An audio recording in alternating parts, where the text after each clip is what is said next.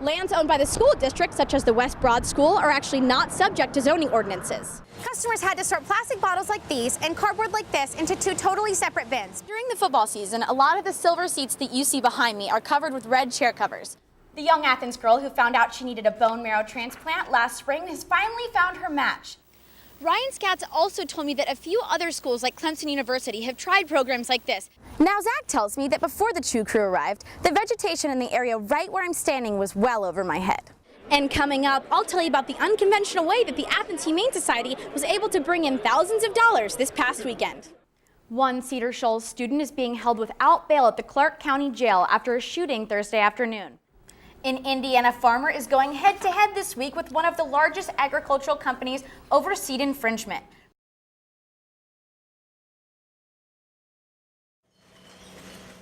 About a year ago, Joyce's work as a sorter at the ACC recycling facility got a lot easier. We had to separate the cardboard by itself, but the machine do a lot of that work now. The machine she's talking about is a single-stream sorter. The facility switched from dual to single-stream sorting just last November. We had paper coming in separate from bottles and cans.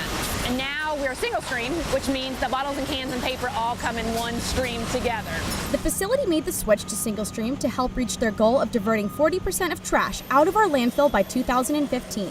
We own our own landfill in Athens, which should last us 50 years or more. After that, we won't have any place else to put our garbage. Well, the county won't have to worry about that happening anytime soon. The recycling facility has already reached their goal, 3 years ahead of schedule. We are recycling about 40% recycling rate already. Along with switching to single stream, the facility made a few more changes last year. We added 3 through 7 plastics, and then we also passed out recycling roll carts. Thanks to these new changes, Joyce isn't the only one with an easier job. Before the plant moved to single stream, customers had to sort plastic bottles like these and cardboard like this into two totally separate bins. But now they can go together in one.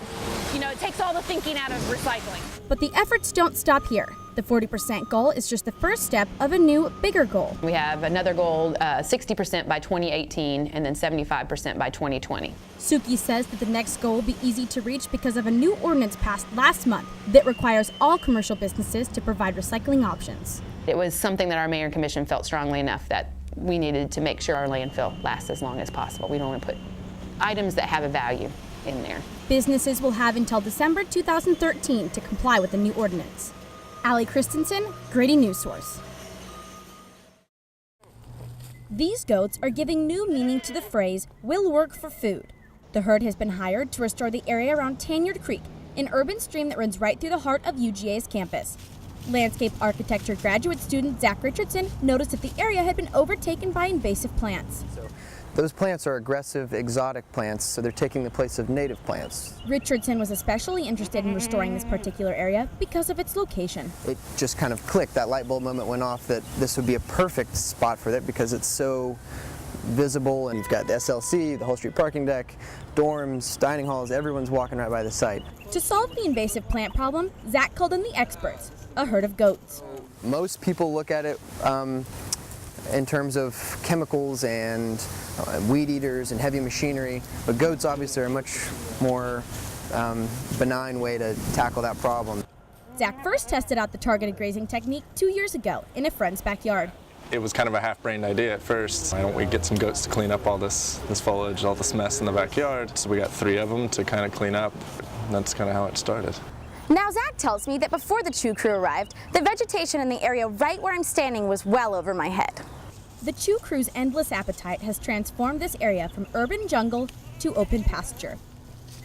But having goats is not all fun and games. There was one downside to having goats, and that was that no fence can corral goats. They're likely to get out, so there was a lot of neighbors beating on our doors saying there's goats on the loose.